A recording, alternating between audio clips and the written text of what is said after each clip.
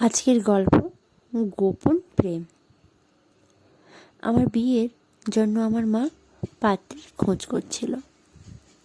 মায়ের ইচ্ছে তার নিজের পছন্দ করা কোনো মেয়ের সাথেই আমার বিয়েটা দেবে, কিন্তু তা কি করে সম্ভব?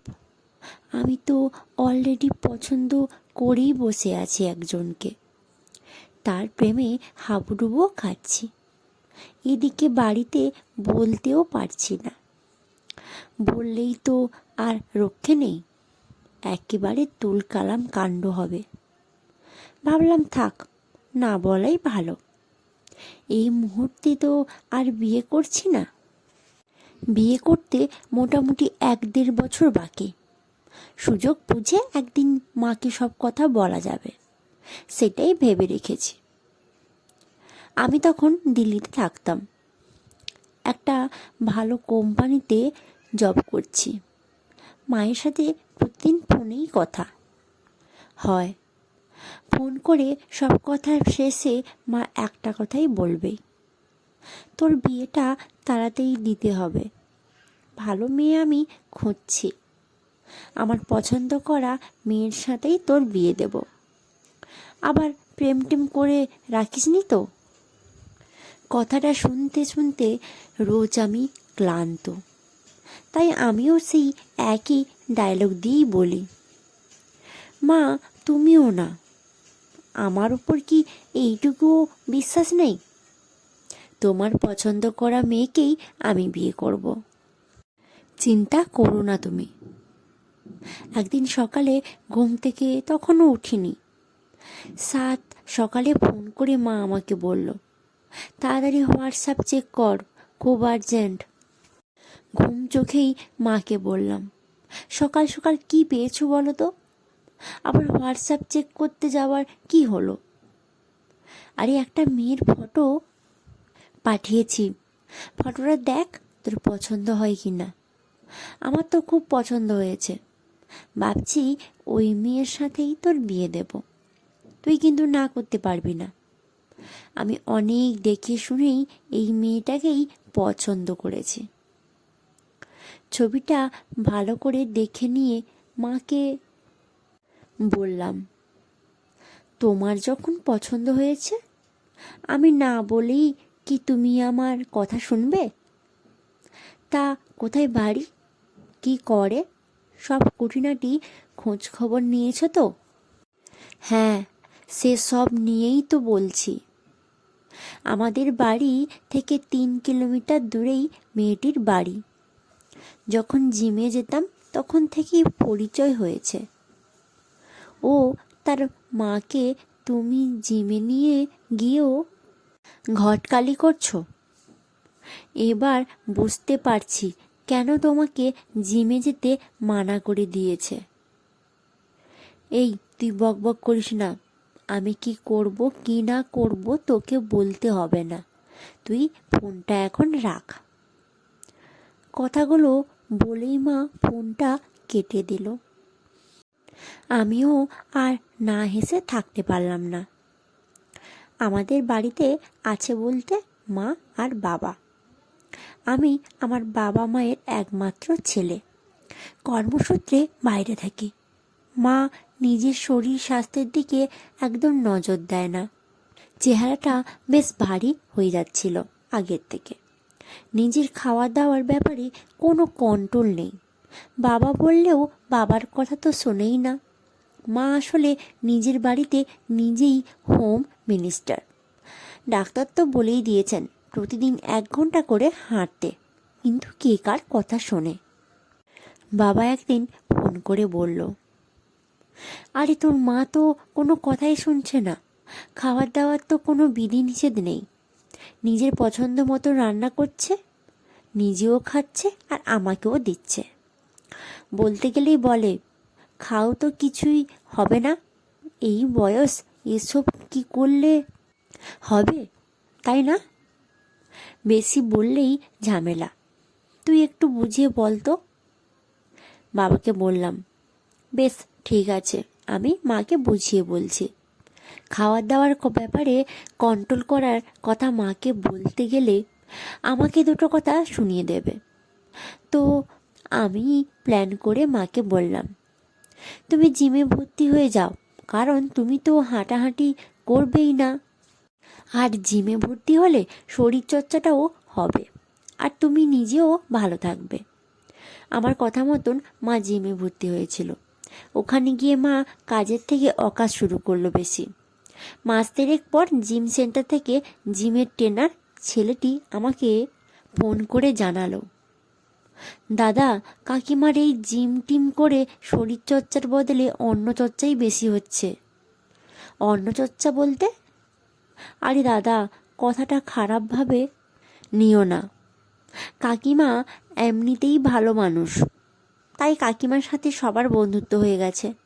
প্রতিদিন জিম সেন্টারে ঢোকার আগে একটা সিঙ্গারার দোকান থেকে গরম সিঙ্গারা কিনে নিজেও খায়, আর আর সব মেয়েরা আসে তাদেরও খাওয়ায়। কাকিমাই সব থেকে সিনিয়র, তাই সবাই কাকিমা বলেই ডাকে। তারপর একসঙ্গে বসে গোল টেবিল বৈঠকের মতন করে গল্প জমায়। 2 ঘন্টা গল্প করে তারপর বাড়ি ফেরে। এইভাবে জিমে এসে কোনো দিন মোচার চপ, ভেজিটেবল চপ, সিঙ্গারা, এই দিন দেখি মুড়ি মাখা বানিয়েছে। বেশ ভালো রকম খাওয়া দাওয়ার চালিয়ে যাচ্ছে। আর তুমিই বলো, কাকিমার বয়স বাড়ছে, এই বয়সে এসব করলে তো হবে না। ওই সব দেখে আমি কিন্তু কাকিমাকে বলে দিয়েছি, কাকিমা, আপনার দুবেলা হাঁটাহাঁটি করাটাই ভালো হবে। জিমে এসে আপনার লাভ কিছু হবে না। সত্যিই তো, জিমে গিয়ে শরীরচর্চা না করে ওইসব করে, তাহলে তো জিমে আসতে মানা করে দেবেই। মা জিমে যাওয়া বন্ধ করে দিল। তবে যে ভালো কাজটা করে এসছে, ছেলের বিয়ের জন্য পাত্রী পছন্দ করে ফেলেছে। যাই হোক, মাস 6 পর বাড়ি এলাম। মা সঙ্গে করে নিয়ে গেল পাত্রীর বাড়িতে। বলল, শুভ, কাজে দেরি করব না। অবশেষে মায়ের পছন্দ করা পাত্রী তমালির সাথেই আমার বিয়ে হয়ে গেল। বিয়ের কিছুদিন পর ট্রান্সফার হয়ে আমি কলকাতায় অফিসে জয়েন করলাম। তবে তমালির সাথে আমার মায়ের খুব ভালো সম্পর্ক, একেবারে 2 বন্ধু যেন। বিয়ের আগে থেকেই তো পরিচয় তমালির সাথে, মানে জিমে গিয়ে, আর হবেই না বা কেন? দুজনেই খাদ্যরসিক। তমালি যেটা সব থেকে ভালো পারে সেটা হলো সুন্দর সুন্দর রেসিপি বানানো। রান্না করার ব্যাপারে এক্সপার্ট তমালি, আর সেটা মায়েরও পছন্দ। রবিবারে একটা ছুটির দিনে লাঞ্চ করতে বসেছি, বেশ মনের সুখে খেয়ে যাচ্ছি। মাকে বললাম, মুড়ি ঘন্টটা বেশ দারুণ হয়েছে তো, আর একটু হবে নাকি? মা হেসে বলল, কে বানিয়েছে দেখতে হবে তো। মায়ের পছন্দ করা মেয়েকে বিয়ে করেছিস বলে আজ এত ভালো ভালো রান্না খেতে পাচ্ছিস। মায়ের পছন্দ কখনো খারাপ হয় রে? তমালের মুখের দিকে তাকিয়ে আস্তে আস্তে বললাম, না না, খারাপ কখনো হয়? তুমি ডালে ডালে চললেও আমি যে পাতায় পাতায় চলে। কথাটা বুঝতে না পেরে মা জিজ্ঞেস করলো, কিছু বললি?